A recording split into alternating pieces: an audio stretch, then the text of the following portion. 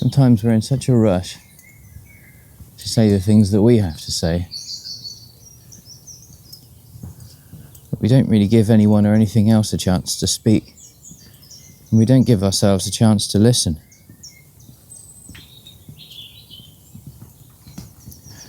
The transitional months are great reminders of that, because nature is coming back to its visible stage of growth, where everything starts to emerge from the sleep of winter.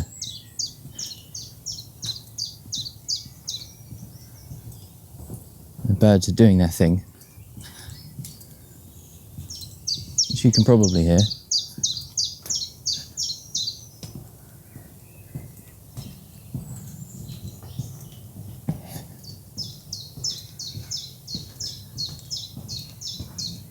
It just diminishes the importance sometimes of the things we have to say. Helps us to remember that in the grand scheme of things, we're a part of this. We're not separate from it. It feels like we're separate from it. It feels like life is something that it's happening to us. In some way, we're just viewing it without any power to influence it in the way that we watch a movie on the television and we recognize it's a movie and we accept it's a movie, and we accept that because it's a movie we don't have any influence in how the movie plays out. But life doesn't work that way. Seems like it does, but it doesn't. The reality is life is just responding. Life is responding to the messages that we're broadcasting, and if the messages that we're broadcasting are ideas that we have of life, like I'm a victim, or I'm hard done by, or no one cares about me, then that thing we've been told about by the psychologists for so many years, called confirmation bias, like that's a thing, it kicks in. And if you believe that life is just this thing that happens to you, then the confirmation bias can only show you more of that.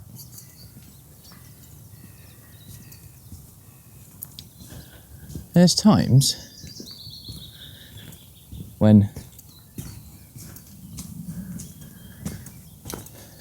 for reasons I can't fully explain,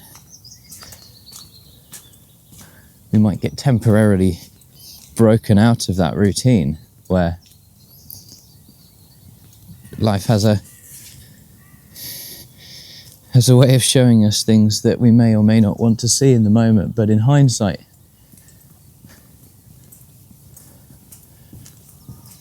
turn out to be tremendously valuable. They're pattern interruptions. That's how I'd refer to them. It's something that happens that just breaks us out of all the things that we perceive to be so permanent.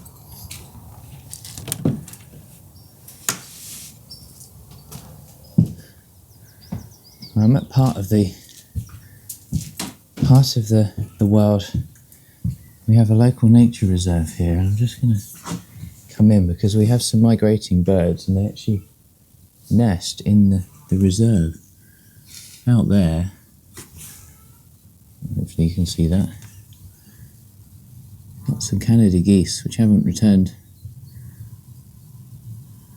back to Canada yet. And there's a few other things in there, but I don't quite have the strength of natural eyesight to be able to pick them up. That's pretty cool, isn't it?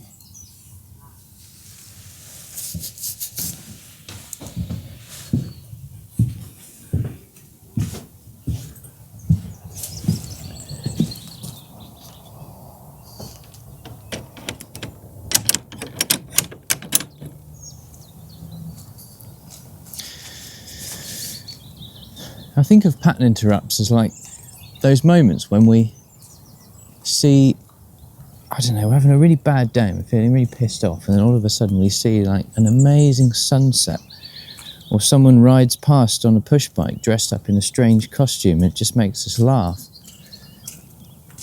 Or someone says something to us and it brings back a really amazing or interesting or funny memory, and then all of a sudden we're in a completely different place. And it's such a valuable thing to know, because it shows us that the things that we are convinced are so permanent can change just like that.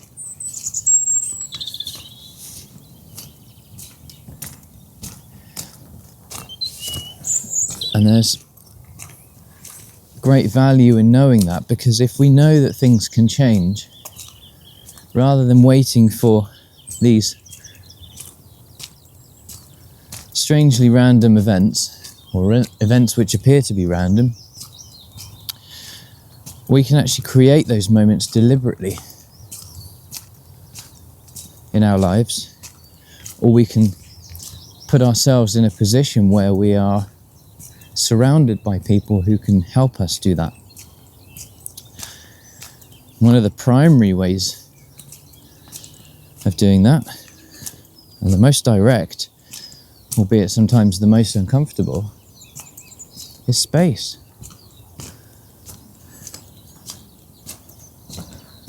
And by space, I mean physical space. We can place ourselves somewhere that isn't somewhere we would normally be, like going for a walk. And that's part of the reason I do this. Space. We can...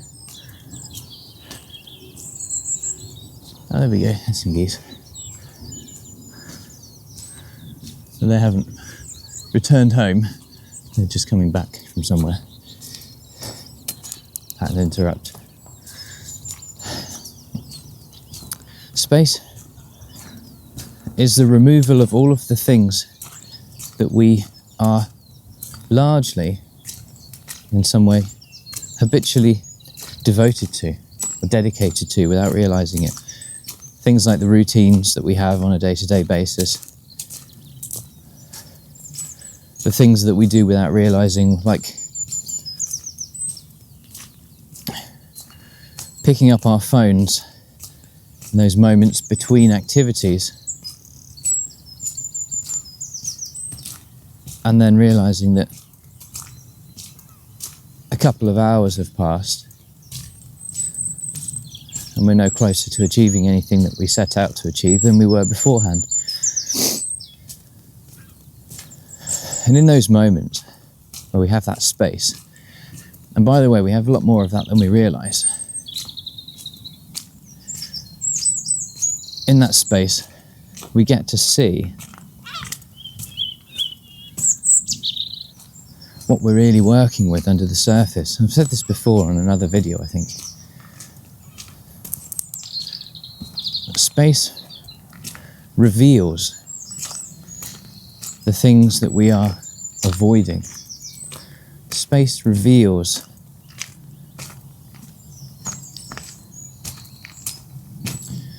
the emotional states, feelings, which we spend much of our lives running from or avoiding. And there's certainly, when I was growing up, I'm sure it's still prevalent in many ways, but for the men of our society, there's a sense of shame attached to acknowledging emotions, feelings, as if to say, you aren't a man if you feel things. You aren't a man if you can't be completely stoic and indifferent to everything that goes on around you. And whilst it's possible to arrive at a point where the events of your life do disturb you less, one has to go through the process of discovering the emotional world on the inside first.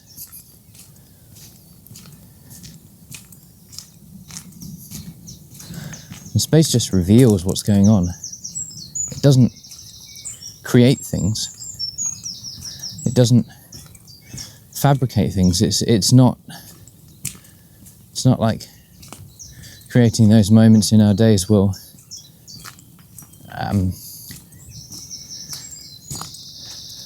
force us to bring up things which weren't there. They're already there, they're just becoming more apparent to us. But the thing with this is, though, when we're aware of something, we can notice it more. And when we notice things more, we see them either before or as they are arriving in our experience. And that's really valuable, because most of what controls us, many of us, is the desire to avoid discomfort. And the greater the lengths we'll go to avoid the discomfort, the more persistent it will be, because we are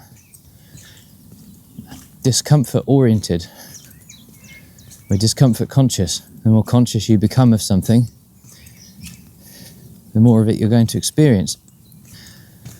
But in space, you become discomfort aware.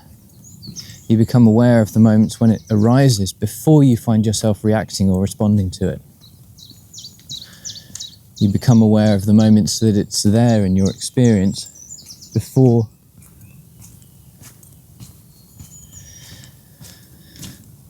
you're engaged in the familiar patterns of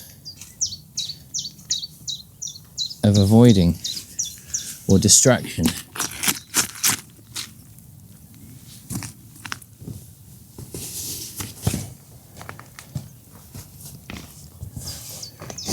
And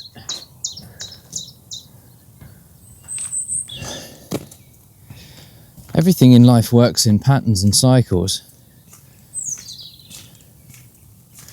Everything goes through this process of growth and decay, and there's a period in the middle which appears to be like the baseline, but in reality everything is in this constant place of change, and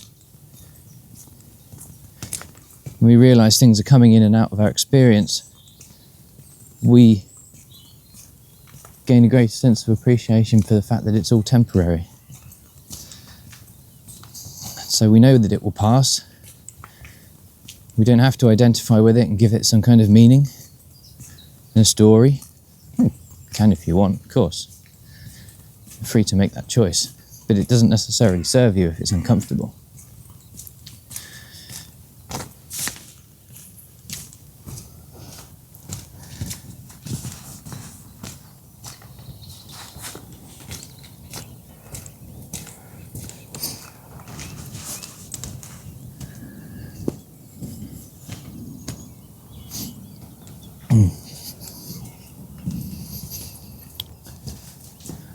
So you can make friends with the space. For so many of us.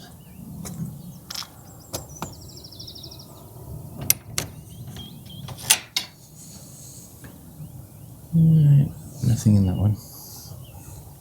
So many of us, space is considered the enemy. Just think about the lengths that we go to in our society to avoid having silence. How many businesses do you go into these days, or shops, where they've got music that's playing so loud you can barely hear yourself think? How many of us who work from home have got something going on in the background, a voice, the television or a radio? And what happens if you remove that voice? The discomfort comes back. Because often what it's masking is it's masking a voice on the inside which is saying things we don't want to hear. And we don't realise there's a way of acknowledging that voice. Not acknowledgement and acceptance that the voice is the only reality, that the things that are being said in there are true necessarily. They're just echoes of things which have been said to us which we may not have realised we've taken on.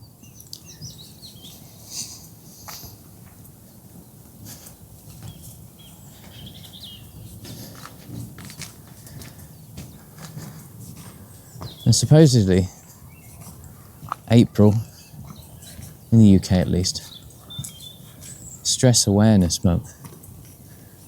I'm not sure if we need to limit it just to 1 month. I think every month should be Stress Awareness Month, personally.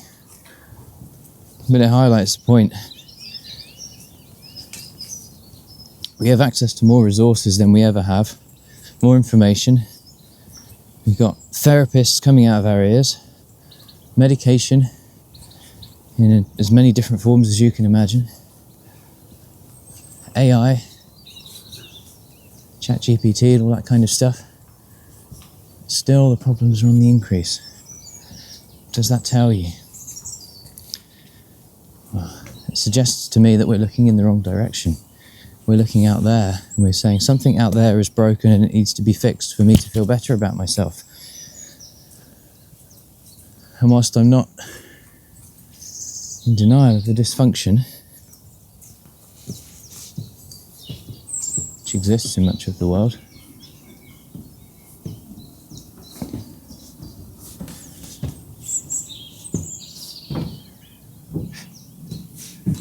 if you delay your ability to feel better with the reasoning of having to make changes on the outside first, then you might be in for a very long wait. I would like to suggest to you that it's just one perspective. It doesn't have to be the truth.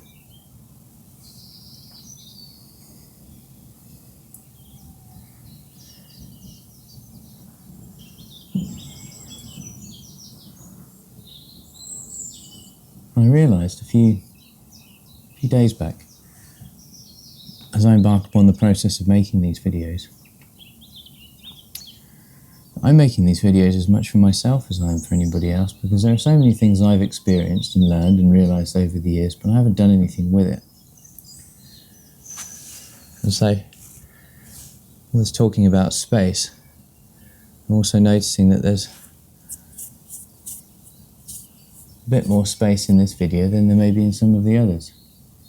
And that may be because at this very moment that's what I need. But notice in those absence of words, the only thing that we can hear is the natural world, that there is equally a sense of discomfort as the mind says, oh, you need to play this faster, can't get to the point already, just say what you're going to say and let me move on with my day. But there's also a measure of peace. So it's kind of ironic that the thing that we don't want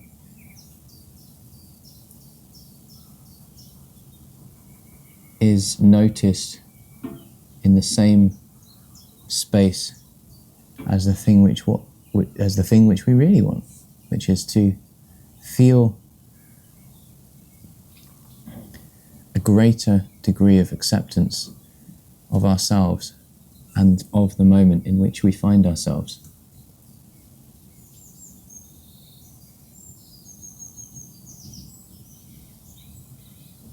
This is what makes it so hard for so many of us.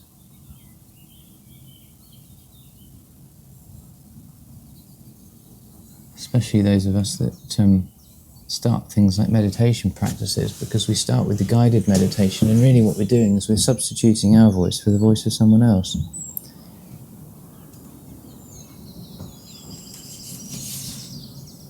I don't consider these videos to be meditations. If you take them as such, great, if it helps. I'm all in favour of that. They're invitations to consider that much of what you seek is already with you. It's just on the other side of the things that you're actively moving away from, or trying to move away from, or avoid. But the important thing here is that's okay. There's no shame in going through that process. There's no shame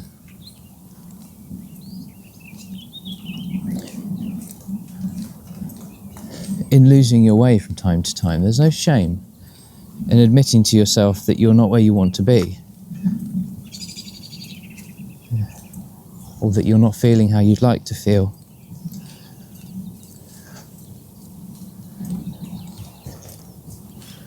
And shame is a product of a lack of acceptance. And there is so much of that in our world. Shame, denial, blame, victimization.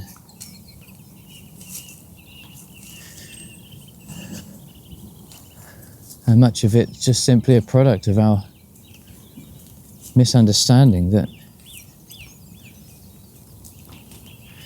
we should be somewhere other than where we are, therefore where we are is wrong. Nothing is wrong. Everything, this may sound strange, so I have to ask you to bear with me before I say this, but everything is exactly as it is meant to be. Everything is exactly as it's meant to be in this moment.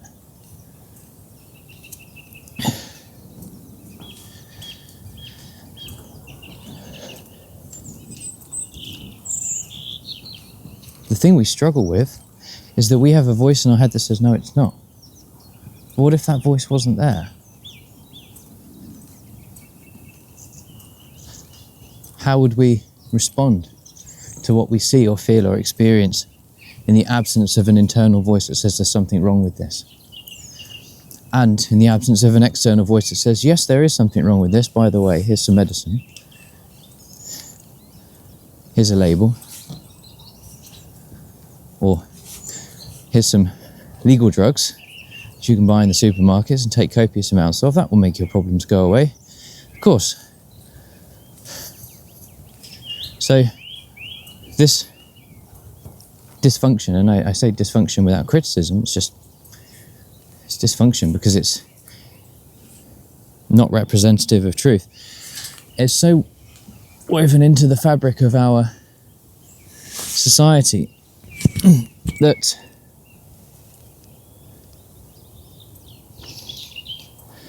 it seems normal.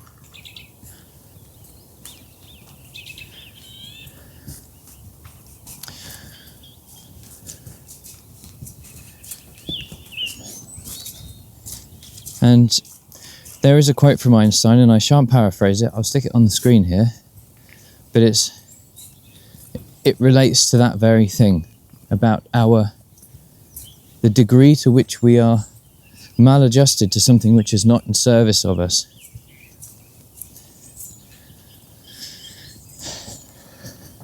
And someone kindly left a very considered message on one of my other videos to a similar effect, you know, expressing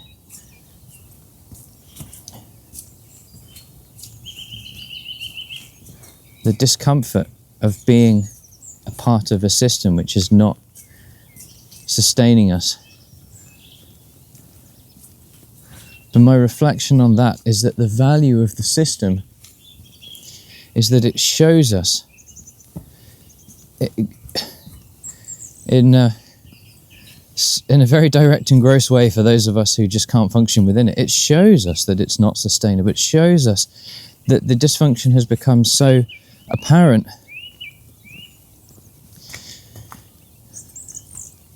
that it's evident that it's on the decline. It's evident that it's moving towards its own end. And the energies that have created that system, I'm not going to say people, because that's just a part of it, but the energies that have created that system and sustained that system for however long it's been here have an interest in keeping it that way because it benefits them. But for those of us that it doesn't benefit, who haven't yet found another way, it's like a modern form of torture, of course. So the challenge is to see the system as a function of energy that has been invested in particular outcomes and patterns and ways of acting and being, that's yielding particular results, and will continue to do so as long as people sustain it. And the second that people say, I choose not to sustain this, either by overt acts of rebellion, which I'm not condoning necessarily or condemning, it's not my way, or by creating a new system. And a new system is just a system of behavior and action that recognizes something greater than one's own inherent need to acquire as much as they can in their limited time on this planet. And so many of us are out for ourselves. And we only have to look at communities which are thriving, places which are thriving, and we see that there are people acting for the good of others.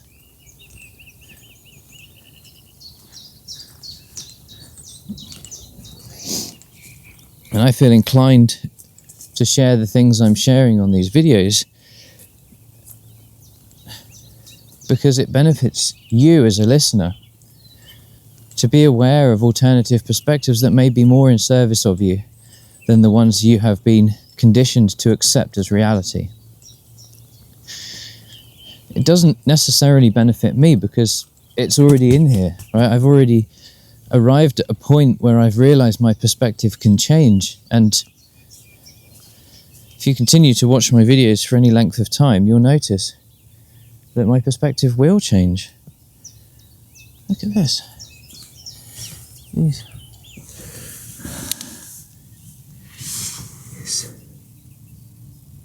tiny shoots coming up from the earth. And this is the joy of being able to walk in the springtime, isn't it? We get to see these tiny plants just showing themselves, showing their faces. We've got the gorse, got the spring leaves.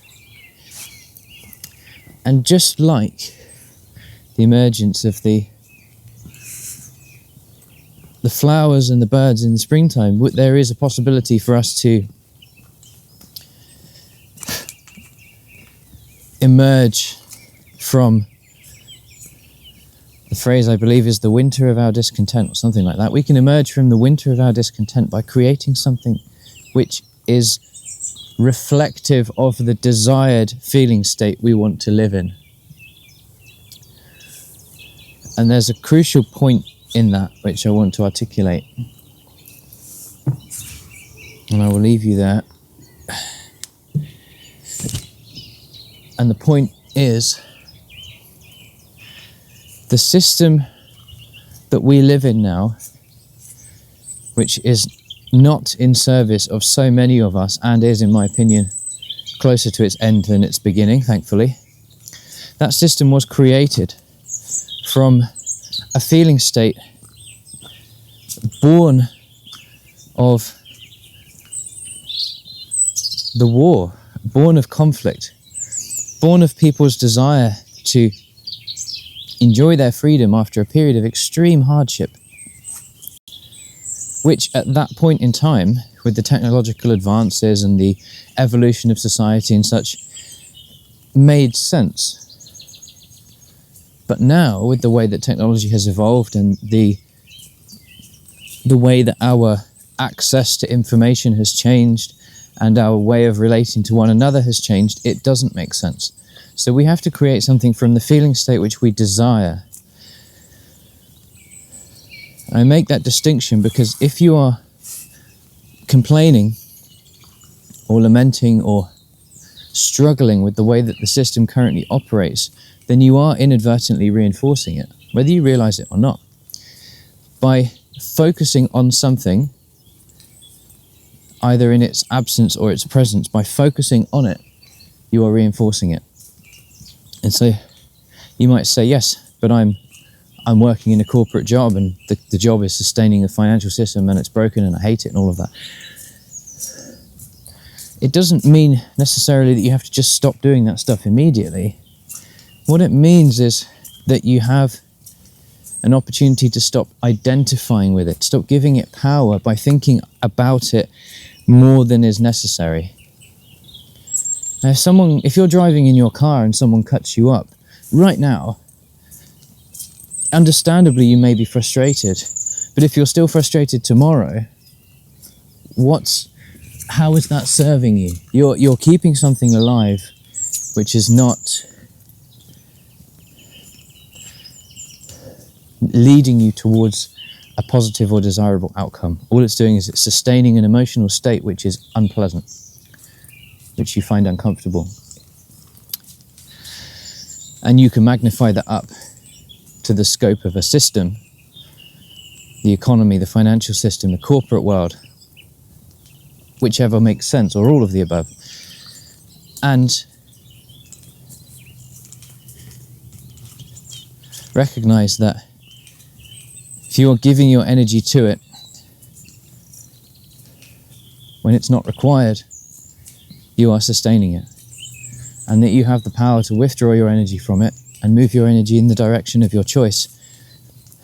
Space will allow you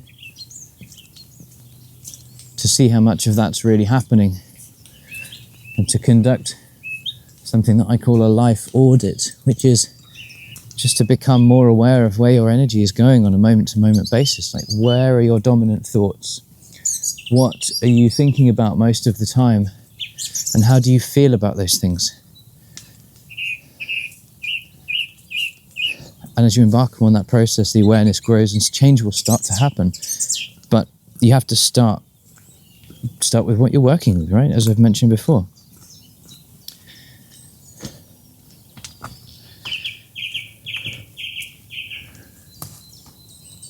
So my invitation is for any of you who feel disempowered, for any of you who feel like you are a slave to something, any of you who feel like you are bound to something that doesn't serve you, that you can't stand, may be causing you to suffer. Consider how much energy you are giving to that when you don't need to. And see if you can move your energy in different ways.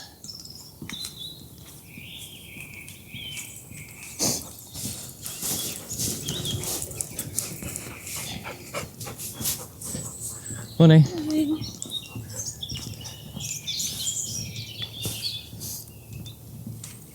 See if you can move your energy in different ways. And consider what you do want. Consider what you would like to see in this world. And how it would feel to see that.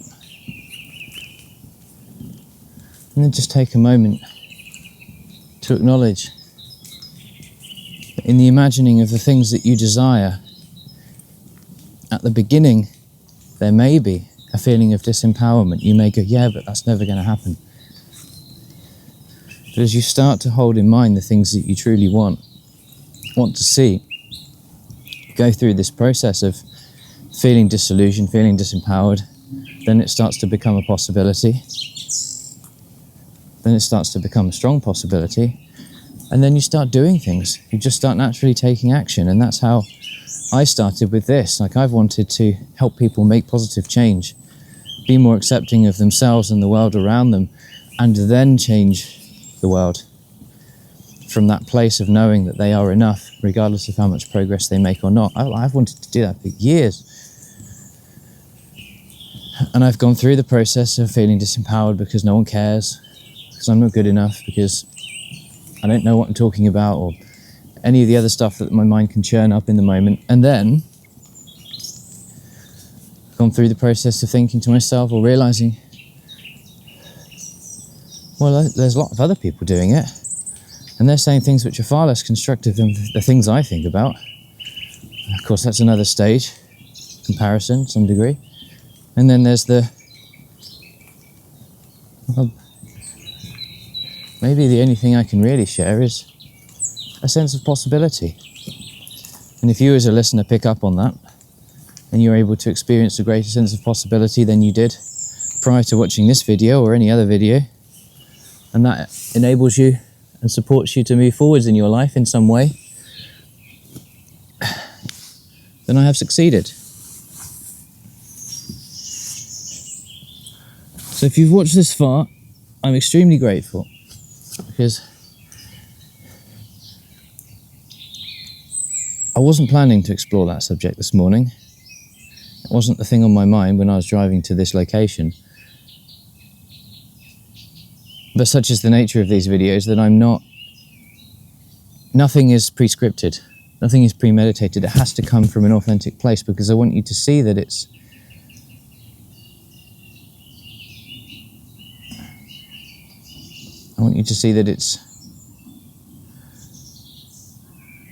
I'm doing this as much for my benefit as for yours, to solidify the things that I have been working on for such a long time by sharing them out in the world, and trusting that the world will at some point start to reflect that back. And as you see that, as a viewer, as you start to see the consistency of my message, and as you start to see the success I am able to enjoy, and the positive change I can create, then my hope is that you will also be able to do the same, that you will feel empowered to make the same changes in your own life, either by giving me a call, dropping me an email and letting me support you, or by just continue following, doing your own thing.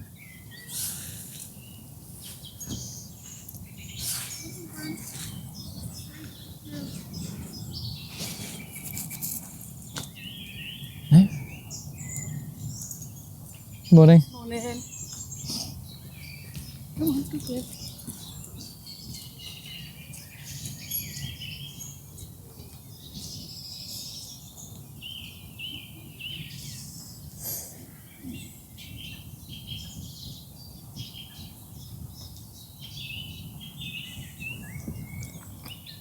And I'm absolutely not going to edit any of this out, because I want you to connect. I want to invite you to connect with that space. Notice the discomfort that arises. Notice perhaps the relief which arises from just connecting with it for a moment. And if you're somewhere that you aren't blessed with the bird song, then you can enjoy that too.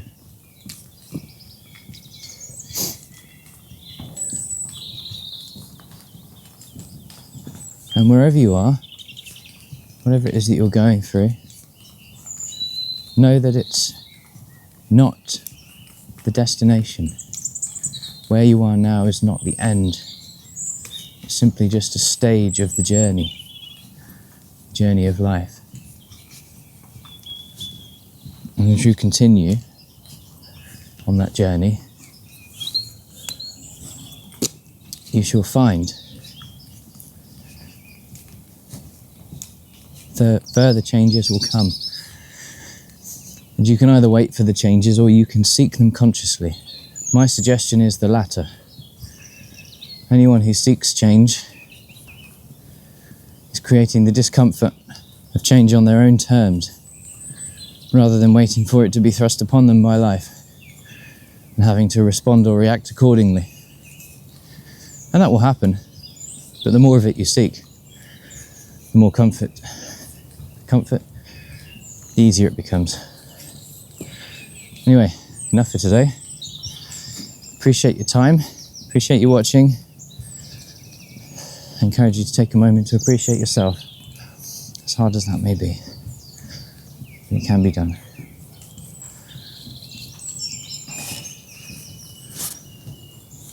See you on the next one.